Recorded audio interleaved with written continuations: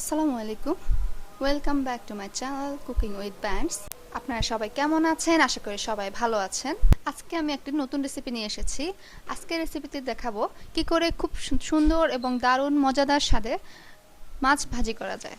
সবাইকে অনুরোধ করব ভিডিওটি সম্পূর্ণভাবে দেখার জন্য, কারণ ভিডিওর শেষেই আপনাদের জন্য একটি সুন্দর গিফট রয়েছে। আর যারা আমাদের চ্যানেলটি সাবস্ক্রাইব করেননি তারা এখনই সাবস্ক্রাইব করে ফেলুন, আর পাশে থাকা বেল আইকনটি বাজিয়ে দিন।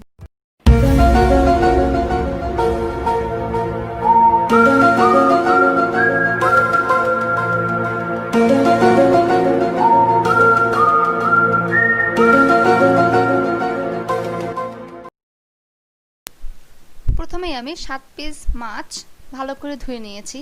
এর সাথে আমি মিশিয়ে নিয়েছি 1 চা চামচ হলুদের গুঁড়া, হাফ চা চামচ মরিচের গুঁড়া, পরিমাণ মতো লবণ। এগুলি ভালো করে সবগুলি মেখে নিয়েছি। মেখে 5 মিনিট রেখে দিয়েছি। তো এখানে আমি একটা প্যান নিয়ে নিয়েছি মাছগুলি ভাজার জন্য, সাথে পরিমাণ মতো তেল দিয়ে দিচ্ছি।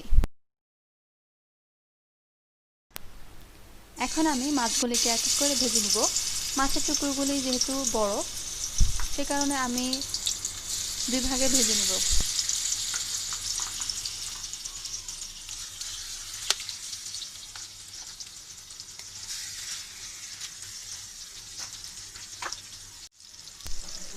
তো আমার মাছের পিসগুলি দেওয়া হয়ে গেছে। এখন আমি অল্প আঁচে মাছগুলিকে ভেজে নিব, যাতে করে মাছগুলি পুড়ে না যায়।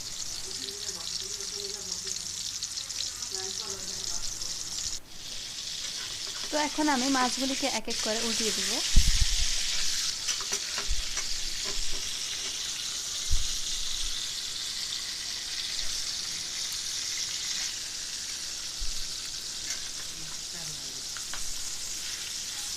এক পাশ কিছুটা ভাজা হয়ে গেছে। মাছগুলি ভাজা হয়ে গেছে। মাছগুলি উঠিয়ে আমি বাকি মাছগুলি ভেজে নিব। তা আমি এক এক করে বাকি মাছগুলি দিয়ে দিচ্ছি।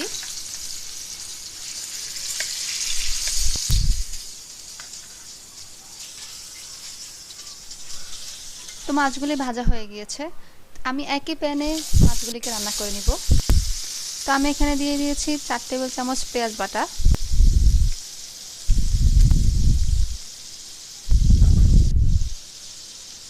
2 টেবিল চামচ রসুন বাটা। তো এখন আমি মশলাগুলি ভালো করে নেড়ে নিব।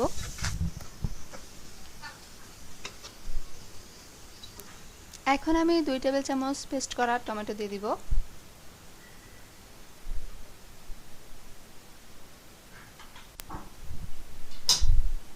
ভালো করে মশলাগুলিকে মিশিয়ে নিতে হবে।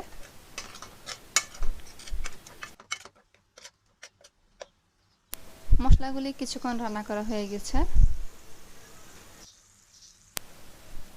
এখন আমি সামান্য পরিমাণ পানি অ্যাড করে দিব।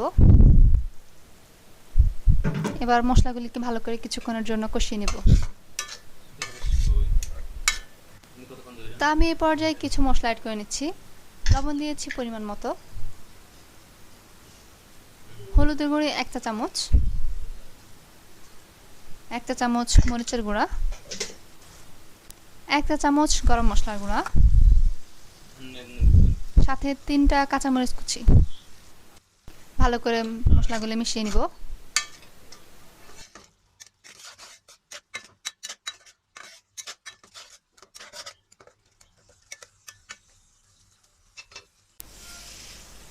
এই পর্যায়ে আমি কিছু পানি অ্যাড করে দিব, যাতে মশলাগুলি খুব ভালোভাবে রান্না হয়।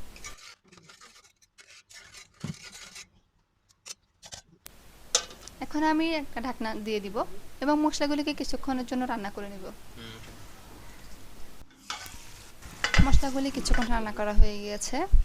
এখন আমি মাছগুলি দিয়ে দিব।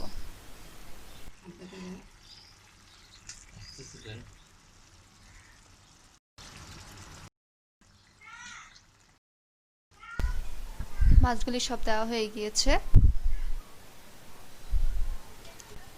কিছুক্ষণ পর আমি মাছগুলিকে উঠিয়ে নেব।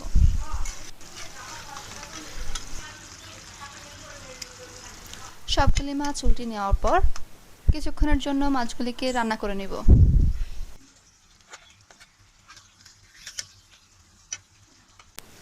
তো দেখতেই পাচ্ছেন মাছগুলি হয়ে এসেছে।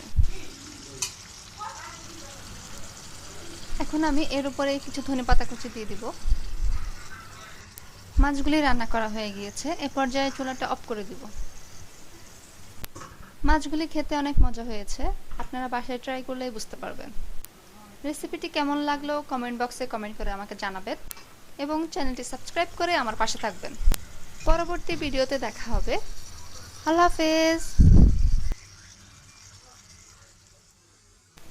এখন আমি 2 টেবিল চামচ পেস্ট টমেটো এখন আমি 2 টেবিল চামচ পেস্ট টমেটো